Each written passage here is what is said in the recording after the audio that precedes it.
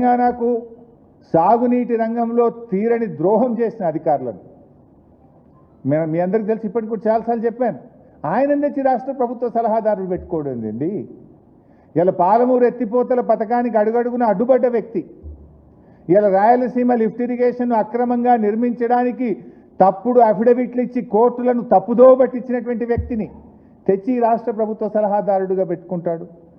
ఇలా పేరుకేమో రేవంత్ పాలన, కానీ పదవులు డిసైడ్ చేసేది మాత్రం ఇవాళ చంద్రబాబు గారే.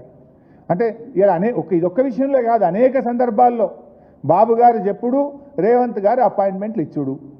ఇప్పటికీ తెలంగాణ ద్రోహులకు, ఆంధ్ర వారికి ఇవాళ తెలంగాణలో బాబు గారు చెప్పుడు, రేవంత్ రెడ్డి గారు పదవులు ఇచ్చుడు జరుగుతూ ఉంది. అంటే కాంగ్రెస్ పార్టీ ఇచ్చే నామినేటెడ్ పోస్టులలో కూడా ఇవాళ బాబు మాటను రేవంత్ రెడ్డి గారు శిరస వహిస్తున్నారు. ఇది ఇలా స్పష్టంగా అర్థమవుతా ఉంది మనకు.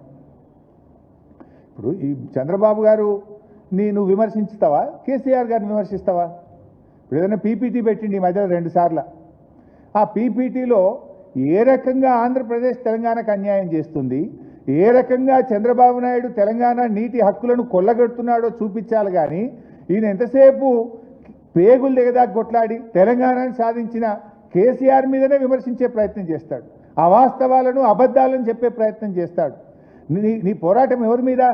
తెలంగాణకు అన్యాయం చేస్తున్న ఆంధ్రప్రదేశ్ మీదనా, తెలంగాణ సాధించిన కేసీఆర్ మీదనా? నువ్వు పోరాడతలేవు, నీ అక్కసు నువ్వు కక్కుతా ఉన్నావు.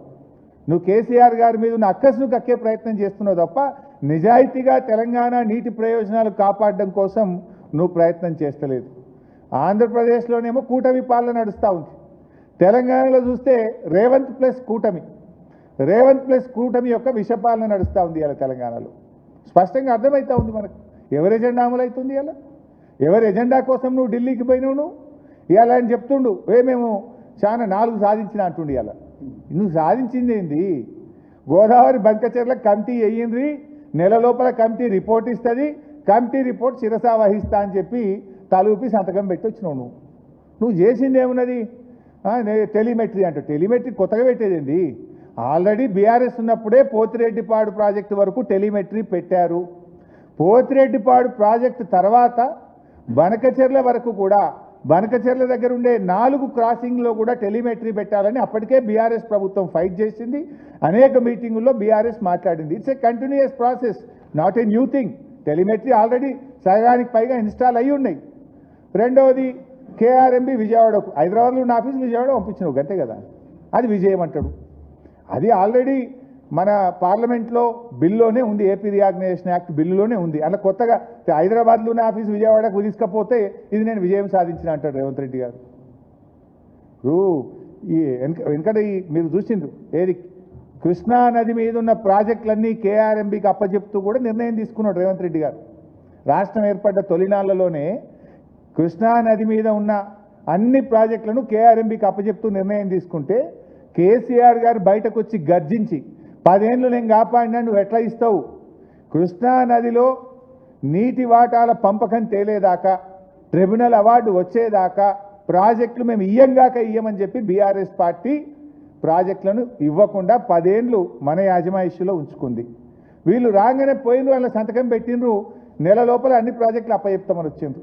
అరే అట్లెట్లా అప్పచెప్తామని బీఆర్ఎస్ పోరాడితే, కేసీఆర్ గర్జిస్తే అప్పుడు అసెంబ్లీలో తీర్మానం చేసి లేదా చూసారు ఉత్తుతగా చేసినాం, ఆ తప్పు మేము వాపసు తీసుకుంటాం, మేము ఇయ్యమన్నావు.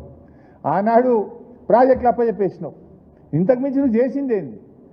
రేవంత్ రెడ్డి గారు మాట్లాడుతూ ఏదో పెద్దగా మేము సాధించినాం, 20 నెలలు అయింది నువ్వు వచ్చి, 20 నెలలు నువ్వు సాధించింది ఏమన్నా ఉంటే పెద్దవాగ్ కూలిపోయింది, ఎస్ఎల్బీసీ కుప్పగూలిపోయింది, వట్టెం పంప్ హౌస్ మునిగిపోయింది, ఆ జూరాల గేట్లు పడిపోయినాయి.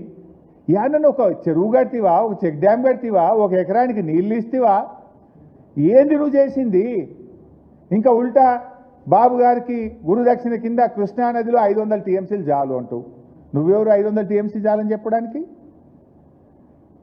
కేసీఆర్ గారు 9 ఏళ్ళు పోరాడిండు.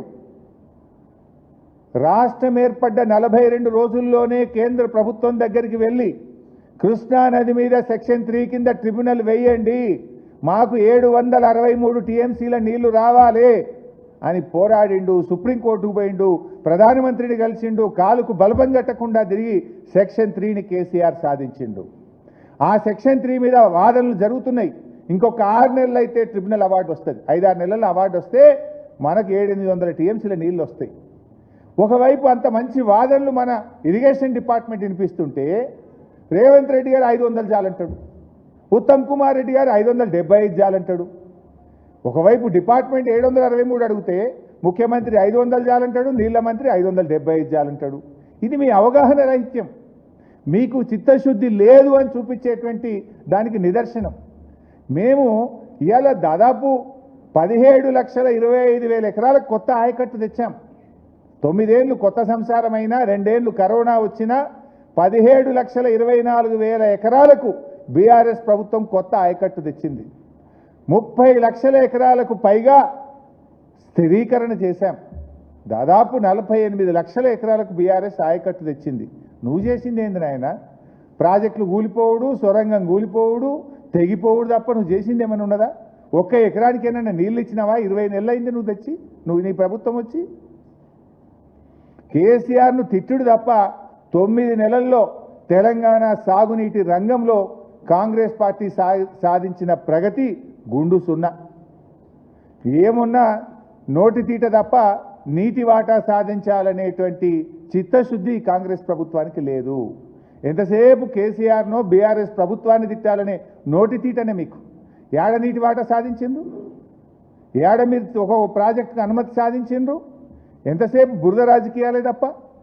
ఇప్పుడు మేడిగడ్డ దగ్గర ప్రాజెక్టు కట్టద్దని రిటైర్డ్ ఇంజనీర్లు చెప్పిండని ఒక అబద్ధం ఆడిండు రేవంత్ రెడ్డి గారు.